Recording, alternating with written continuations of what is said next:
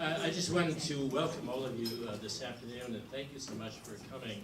We have an absolutely wonderful guest, Jose, that's with us this afternoon. And because of our time limitations, I don't want to spend any more time. I'm going to ask Ernesto if he would be good enough to introduce our wonderful guest today. Thanks, Father Killen. Good afternoon, and thank you for allowing me this pleasure to introduce Jose Chencho. As a college student in the late 80s and 90s, we idolized what the Salvadoran populace was doing. It was sort of like our generational Vietnam. We followed it really closely, maybe for the wrong reasons sometimes, because of the sensational headlines of the FMLN nearly taking the capital. That was sort of the apex of our college experiences. But we did a lot of guerrilla theater, and we heard about the struggle, and we're very happy that you're here. Chencho, Jose Chencho is affectionately known as Chencho. He was a parish priest in Suchitoto, El Salvador, a close friend of Oscar Romero, the Archbishop who was assassinated in 1980. And he's going to speak to us about his work with women's issues. Specifically, he has worked in helping form base communities, which is not to be confused with the guerrilla idea of a base community, but a base community in which the people are empowered from the ground up to do work to improve their social situations in their lives. So without further ado, Jose Chencho, welcome him to St. Martin's. Thank you.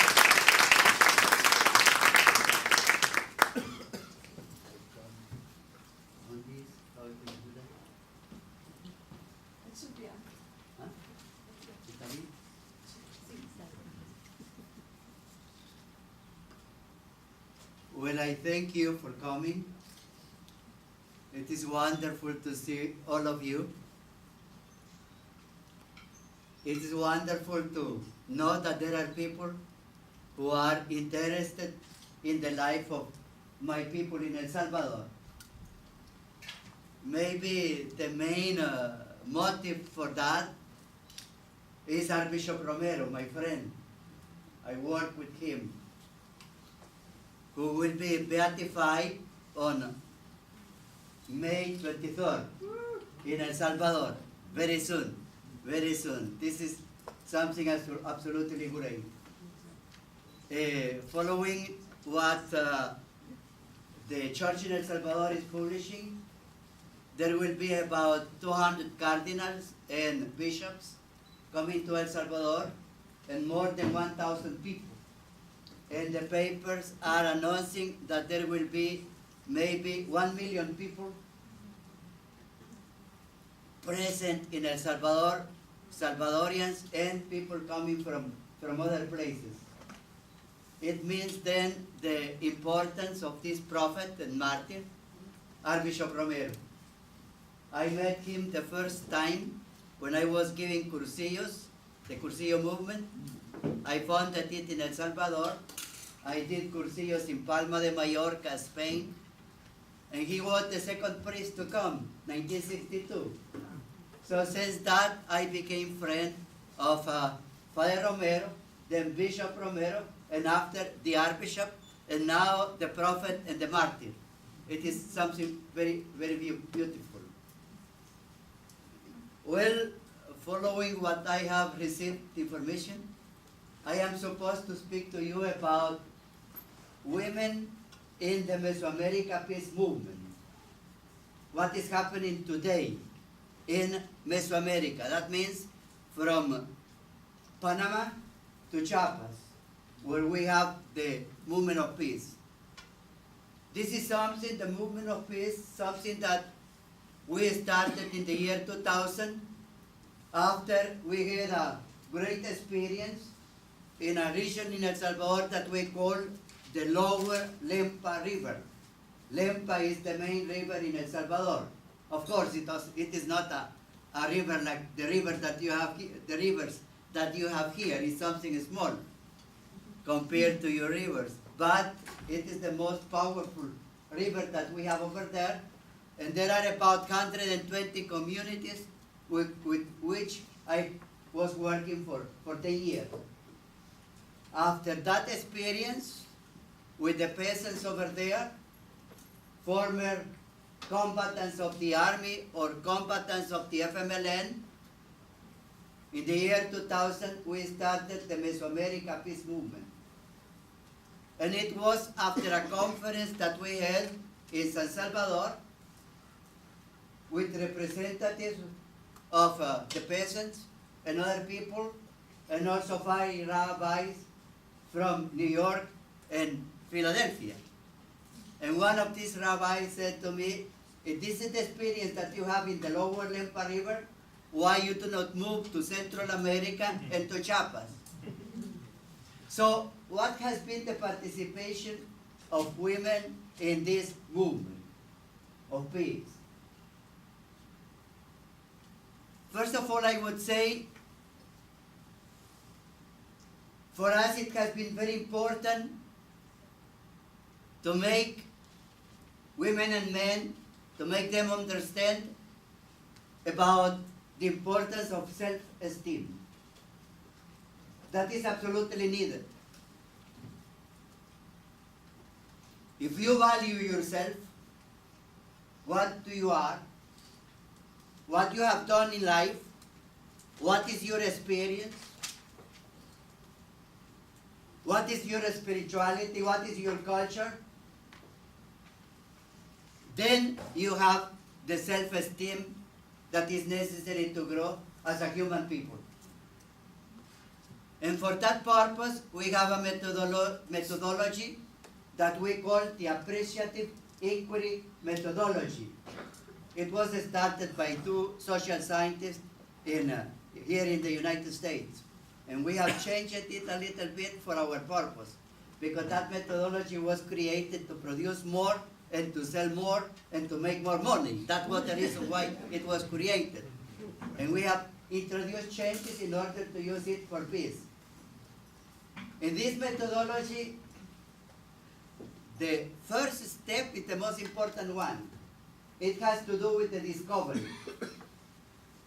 And you see, there are people coming from the slums, there are people coming from the communities, rural communities.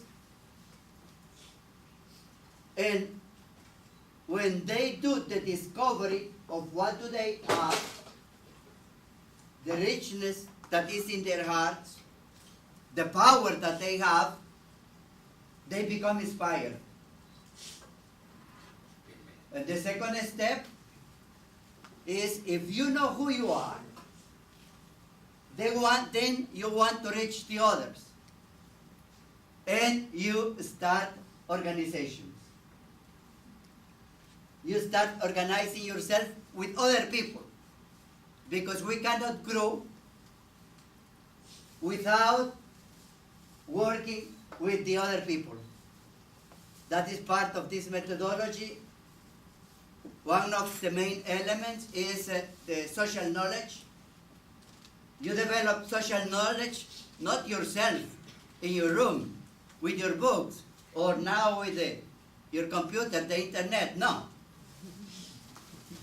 The social knowledge comes from the dialogue, from the participation with the people.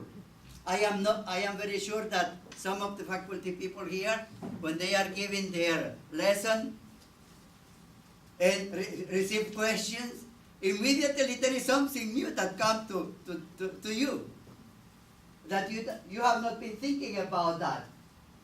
And that is the way how we grow. And if you add to social thinking, if you add to that your imagination, then you have power. And that is something that we are trying to teach our people, that they must use their imagination. One of the most richest elements that God has provided to us. And with imagination, of course, the creativity. The creativity. And one of the important things when you have creativity, because you have the imagination, is to organize yourself. And that is what some women in Central America have been doing during the past time, and they continue doing now. I will speak to you about 3 women, because you want to hear about women. Yeah, of course. First of all, about Jenny Nolasco. She is 25 years old. She is studying law in our Catholic university, the Jesuit university. She is studying law from El Salvador. She comes from a very poor family. This girl was considering that her mother was her enemy. He hated the brothers and sisters. Her mother married again, and he was so mad at him that 2 or 3 times he wanted to commit suicide. So one day in Cuscatancingo, that is in the outskirts of San Salvador, I came, and the mother asked her to be present there, to participate in the talk. I was watching her, it's a beautiful girl, and I saw that she didn't have a face, you know, that will smile to you.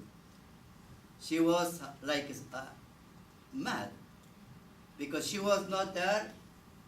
It was the mother that pushed her to come. But after some time, she asked me, can I go with you to the workshops that you are giving?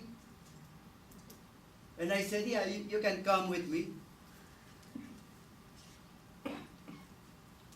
One day, she was going back from the school, the university, to her house in a very poor barrio, in a very poor place. It was about 7 in the night, and she started hearing noises. Someone was screaming. So she was pushed by her spirit to go there to see what was happening. And she discovered a young man, about 22 years old, who was there. There were people that knifed him, and he had wire around his body. This wire, you know, that is terrible. Yeah, in his body. And she tried to help him. And in the process, she was discovering herself. She started calling people to help her. Nobody wanted, because they were afraid that the killers, the criminals, would be nearby, and that was happening. She started calling the police, and only 2 hours later, the police came in a pickup truck to transport someone that was in that condition, almost dying, bleeding. So together they put this man in the truck, in the back of the truck, and she wanted to save him, so she put her body down, so he will not die, you know, because a drug, you know what is that? Yeah. And at the same time, she was meditating. And she was thinking, that is happening to the young people of my country. And I am young. And I can participate my life with them.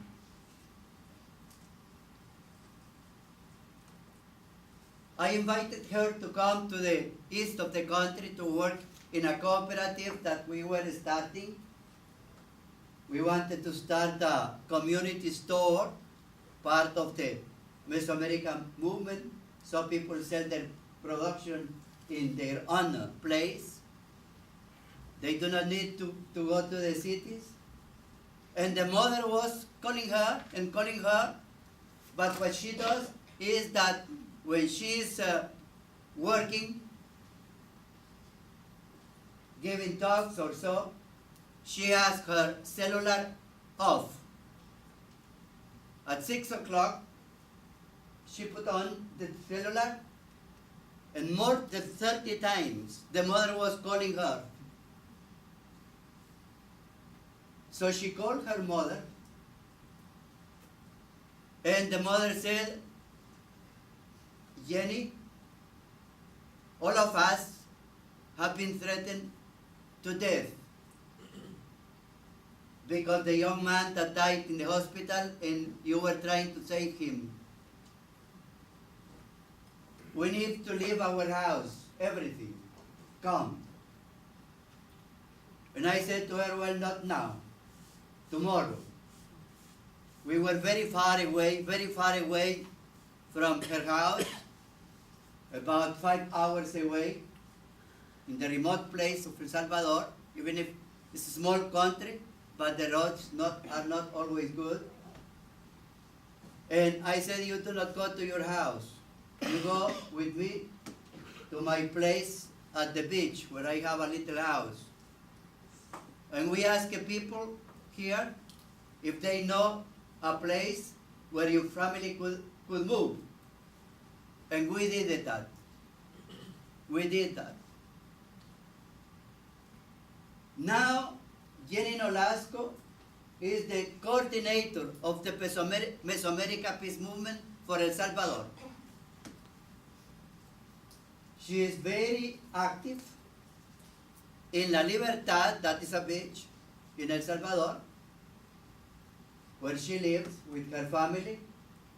She is participating with 12 organizations that are organized for prevention of violence in that region. The police is there, the Ministry of Education is there, the schools, also the clinic is there participating, and other groups, and she is there. And what she is doing, I called her last Thursday, well, yesterday, and she told me, I just finished a workshop about spirituality. Because for us in the Mesoamerica Peace Movement, if there is no spirituality, you cannot build peace. That is the only way. For everything that you do, you need your spirituality. If you are cultivating the land, you must be in love with the land. If you are in the forest, you must admire the forest. If you are here in the school, you must discover what the different cultures are providing you during that class. Because what the professors are teaching doesn't come from yesterday or before yesterday. Maybe we need to go to the Greeks and the Romans and the Israelis, etc., to have that, what you are learning at this moment. It is so incredible, so beautiful.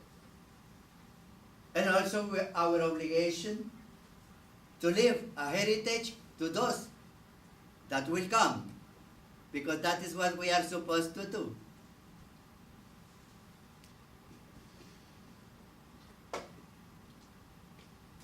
I will speak to you about another woman. This one is from Guatemala, a Maya woman. Catarina Morales, from Quetzaltenango, that is west of Guatemala. I started working with her about 14 years ago. She died last year. Her father was killed by the soldiers during the time of the war in Guatemala. Very smart, very powerful, and very dedicated to her people. Sometimes I was accompanying her. What is happening with this animal? Yeah.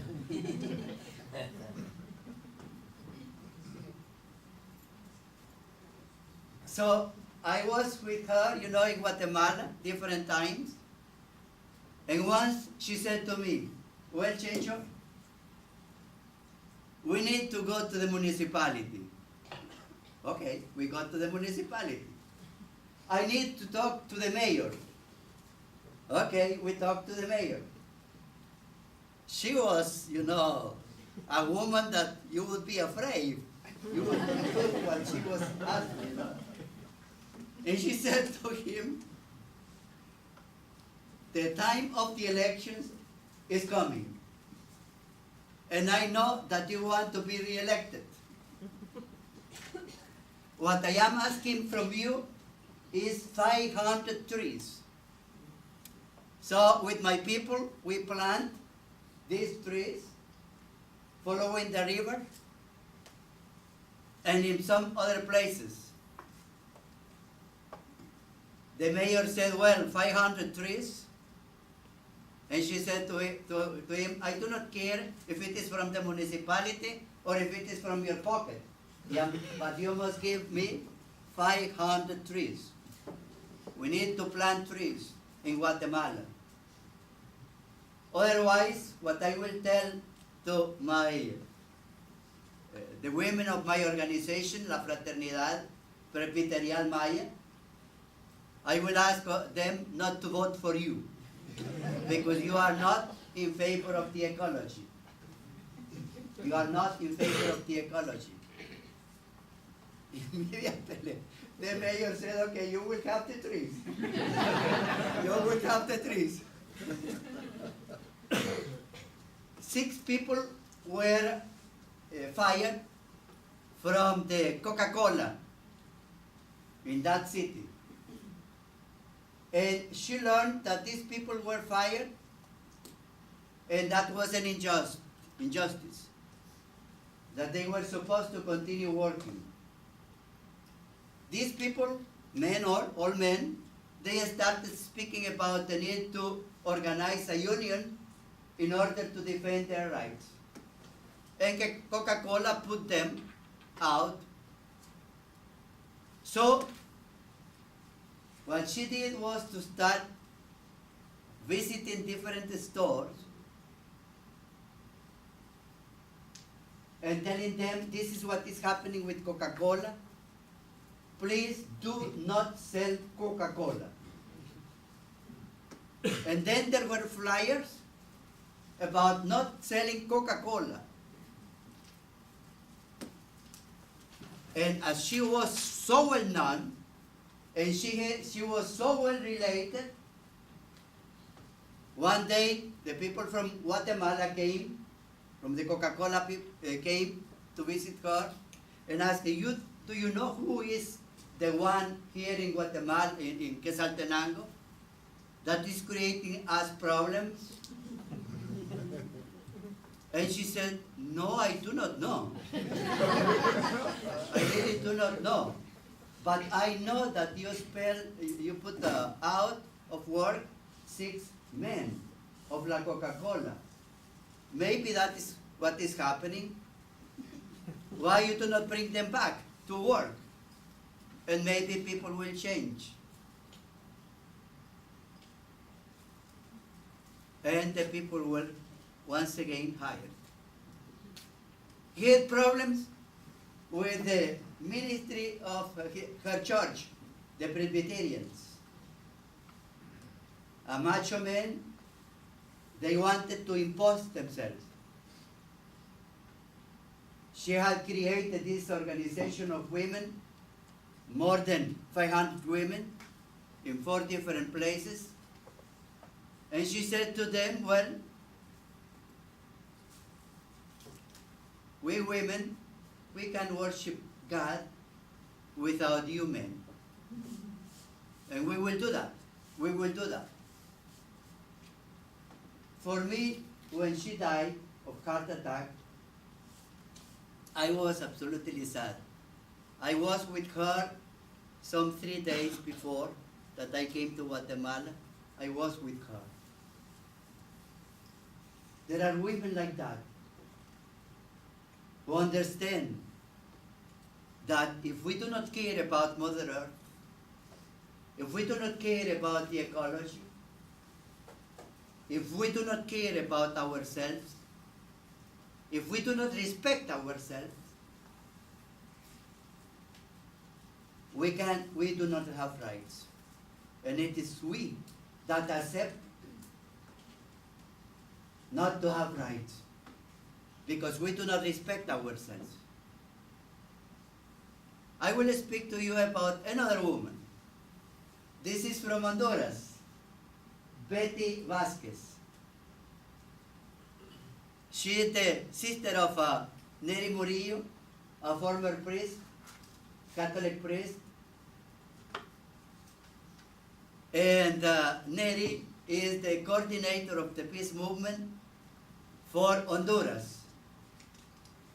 He is working with the National Popular Resistance Front in Honduras, about 400,000 people, different organizations that are together, demanding justice for Honduras.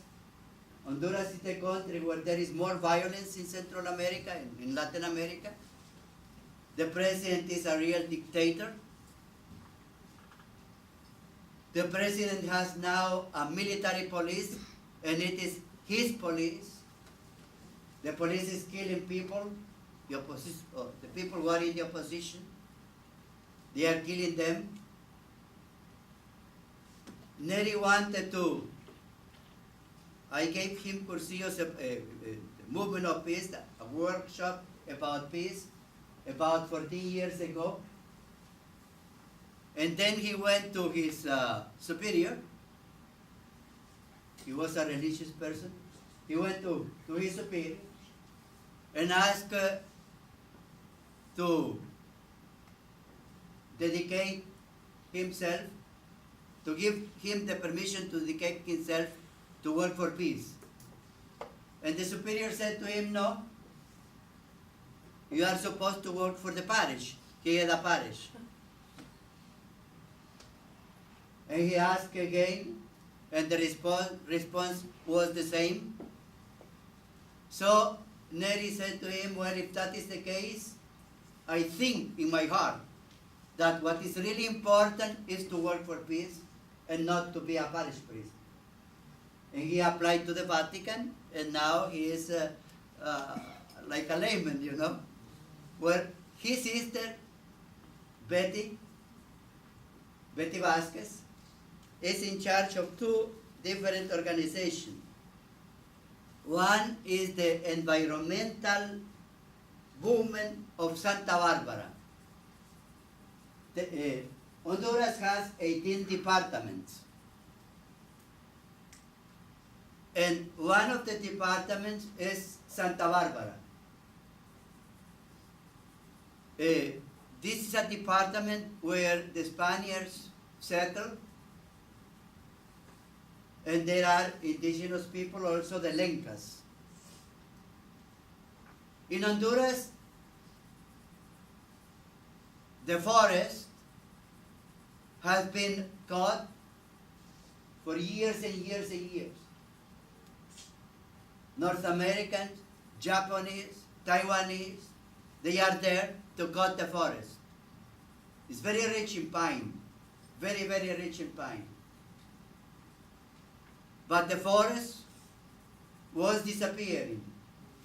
So in Santa Barbara, some women, I was with 20 of them, they decided to become organized and work for the environment.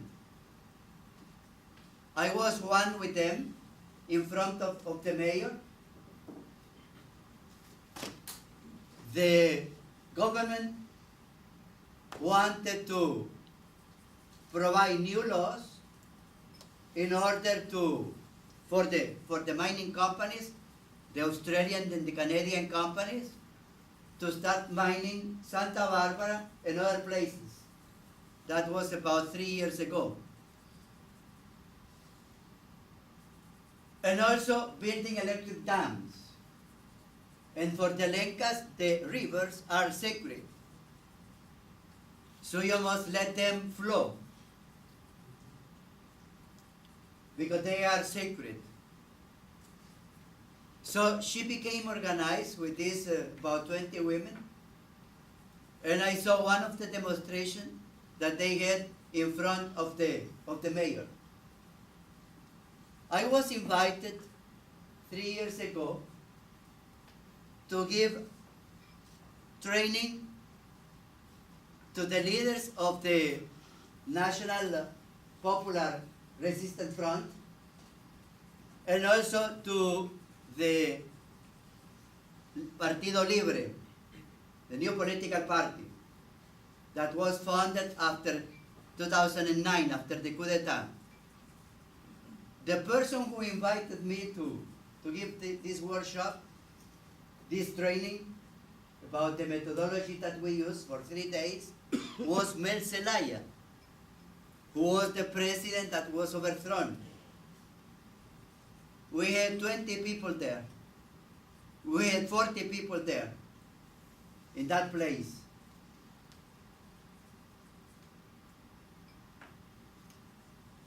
Well, now, this organization and some other organization of women, they are working with us.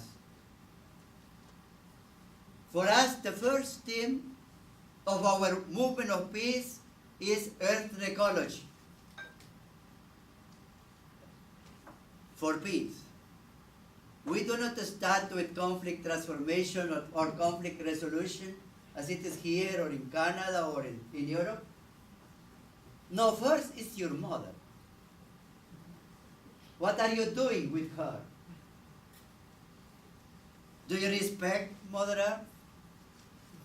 Is sacred for you? Some of you have been eating. And the food didn't come from the sky. It was from our fields, from your fields. We are nourished by our mother. We have two mothers. The mother that was giving us the milk, the blood, and we have Mother Earth. So with this movement, and especially the women that participate in this movement, and the Lencas, an organization that is called COPIN, C-O-P-I-N, of Honduras, they are really working, trying to stop the mining. And the United Nations is participating now. Betty sent me a letter about 2 days or 3 days ago asking me if there would be money for her to go to Switzerland, to Geneva or Lausanne, because there will be a meeting with the UN, and she will be denouncing what is happening in Honduras. For me, in my life, women have played a very important role, starting with my mother. When I was ordained priest in Rome, my mother, who couldn't go to Rome, 12 children, too many children for her to fly, sent me a letter. She wrote, Chenchito, if you do not have enemies as a priest, it means that you are not preaching the gospel of God. From my mother. From my mother. When I went to work in Suchitoto, north of the country, a rural parish where there is the town with 14,000 people, I had a parish of 45,000 people, 1969, I started there. And the uprising started in El Salvador. The people that were confronting the alley were the women. The people that were coming to my parish and to tell me what was happening to their husband or to their children were the women. I can tell you many stories about that. They are brave. And they understand the importance of life. They understand the importance of life. It is something that I cannot accept. When there is opposition to give laws to make women equal to men with the salary, for example. No, it's a woman, so she must win, she must make less money. Why? And all these men who are in your Congress or in my Congress in El Salvador, they are men born from women. And they do not care about the women. They do not care about the women. Well, there is the month for women. No, it must be the year for women. Every year, every day. Because what they do for us. Think about theology. God didn't elect a pope to be the father of Jesus. Even God didn't elect a man to be the father of Jesus. God elected a woman. Why God decided for a woman? Why? There must be a reason. There must be a reason. So we pray for the women of the world, for our mothers, our sisters, our wives today. Do you have questions or comments? Sustainability and peacemaking in Mesoamerica. And we bring delegations to El Salvador, to Guatemala, to Panama. And I see that I am in a college. And I would invite you to come to El Salvador in a delegation. About 3 years ago or 4 years ago, I was invited to go to Toronto University to give a talk to PhD students, and I went there. The next year, once again, they invited me to go back to Toronto University. And I said to the dean, Mrs. Couture, I said to her, no more. I do not come to Toronto. You come to El Salvador with your people. And she came with 14 PhD students. They received a credit. It was for 15 days. And we were studying from 8 o'clock in the morning to 8 o'clock in the night. Because I do not like to lose time, you know. We need to work. We need to work. That's what I was doing with my peasants in Suchitoto in my parish. They were coming at 7 in the night from the mountains every month, every 15 days. And at 5 o'clock in the morning, we were finishing our work, our study. And it was at 5 o'clock in the morning because I get the mass at 5 o'clock in the morning. So we needed to stop. There was another group that came from Canada last year, from an evangelical organization, and they decided to come half the day to study and the other half to work with the peasants, with the families. And I think that this is better. Because when these families saw people coming from the north, and that they asked the lady, can we plant a tree, a fruit tree in your backyard? For them, that is something special. It is something really special. It is something so beautiful. And you see the children, it is beautiful because this is sharing, this is solidarity. and then you see that tree growing.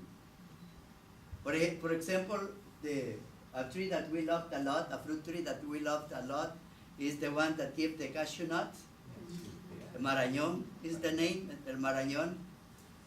In my backyard, I was raising about 250 trees, so we could plant them, you know. We could plant them for the coming of these Canadians.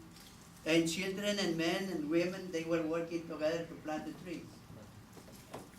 This coming July, there will be another group, but this one will be high school students from a school in Toronto, once again, in Toronto.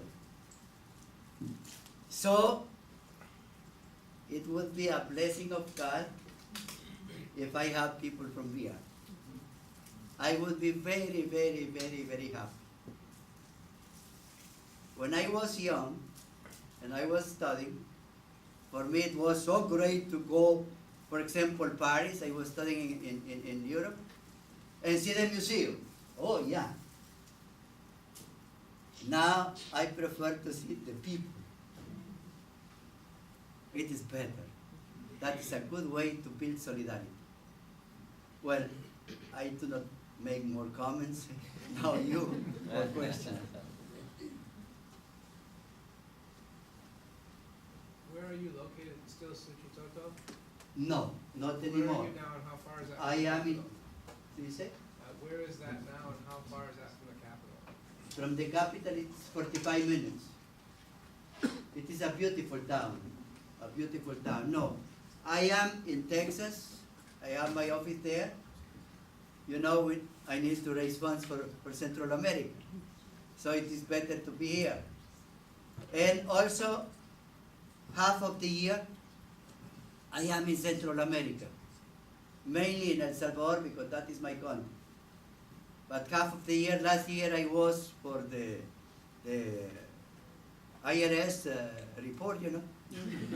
I was, how many years I have been in Central, 169 years. So I am a little bit more over there than here, working with the people. Yeah, yeah.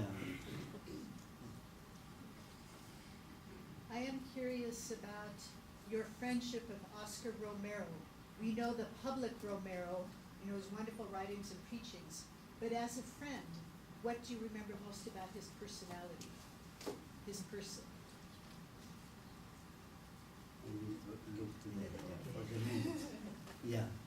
Well, a humble man, a man of prayer, a man who was always ready to ask, to demand for advice. And I will finish with a little story about him, a personal story. 10 minutes? Okay. You know that he was conservative. And you know that his friend, Father Otilio Grande, was killed March 12, 1977. When Archbishop Romero came to Aguilares, where the body of Father Otilio was there, he knelt down. This is reported by Archbishop Rivera Damas. He died. He was kneeling then there in front of the remains of Father Otilio Grande, and he was telling him with a voice that people could hear, "Rutilio, my friend, you are gone. But now it is my time to do your work. I need to work with the poor." For me, that was the moment that he decided to leave the rich and the military and to be a pious person, a devoted person, and dedicate his life to the poor. After the killing of Archbishop Romero, of Father Otilio Grande, we had a meeting with him, 3 days. from Monday to Wednesday. We wanted to denounce what was happening in the country. And at the end, we proposed to him to have the celebration of the Eucharist in front of our cathedral the next Sunday, March 20th. All the priests with him. As soon as that was known through the radio, the bishops of Salvador were mad about that, with the exception of two. And the Cardinal Casariego of Guatemala sent a letter to him, or called him, telling, you cannot have that mass. The government will be mad. I was working with him at that time, the last 3 months of my time in El Salvador, after I was expelled from my country. I was with him. And on Saturday, around 5:30 in the afternoon, I was working with my sisters and also with some seminarians, making placards for every parish, 156 parishes. The nuncio, the representative of the Pope came and asked me, Chencho, where is Archbishop Romero? And I said to him, he is not here. And he said, well, tomorrow, Archbishop Romero must be here. He said to me, tomorrow, it will be a terrible day. And I answered to him, no. Tomorrow, it will be a great day for us. We will be with our bishop denouncing the killing of our people, the killing of Father Rutilio Grande.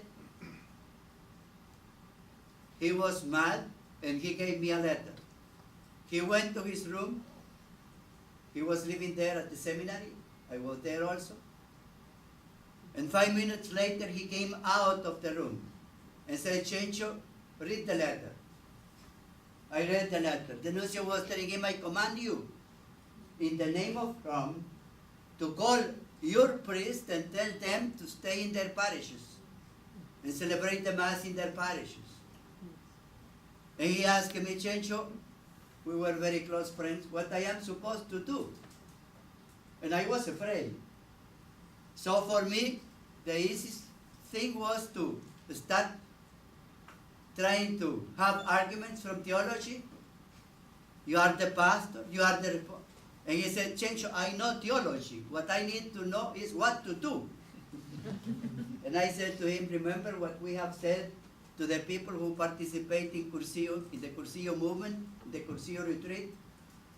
If there are moments, times, that we do not know how to resolve our problems, what we are supposed to do is to go to talk with Jesus. So go to talk with Jesus, go to the chapel. And he went to the chapel. I didn't go to the chapel, I was in the corridor praying, God, please tell him. Have the Mass, have the Mass. And then I saw Father Archbishop Romero coming out of that church with a smile. Chencho, tomorrow we will have the Mass in our cathedral. A man of prayer. For him it was so easy to speak with Jesus. He was accustomed to that since small boy. For me, that hour with Jesus was the time that he was able to understand theologically what means authority and what means obedience. There are times that we cannot obey wrong. There are times that we must obey Jesus, and that's it. And that's it. And we must obey our conscience. The Pope has his conscience, and the bishops have their conscience. But we must obey. You hear me? But you must obey your conscience. And he did it. That was absolutely necessary, because he was a man that was obeying Rome in a very blind way, as many do. Not many, but some do. The next day, there were in front of us about 100,000 people. The Mass started. He couldn't put things together, and he was a man of eloquence. But then about 5 minutes later, I felt like if the Holy Spirit was coming to him. And he started in a timid way denouncing what was happening in El Salvador. And for me, at that moment, in the middle of these 100,000 people, he celebrated his second baptism. The baptism of those who believe in God, in Jesus. There is the baptism of water, of blood, but I believe that if we are in the middle of those who believe in God, and we change in our heart, there is like a new baptism that we receive. And since that, he was the prophet that we needed for our country until he died. And he continued being the prophet. The Pope is inspired by him. Francis is inspired by him. So he continued to be the prophet for us.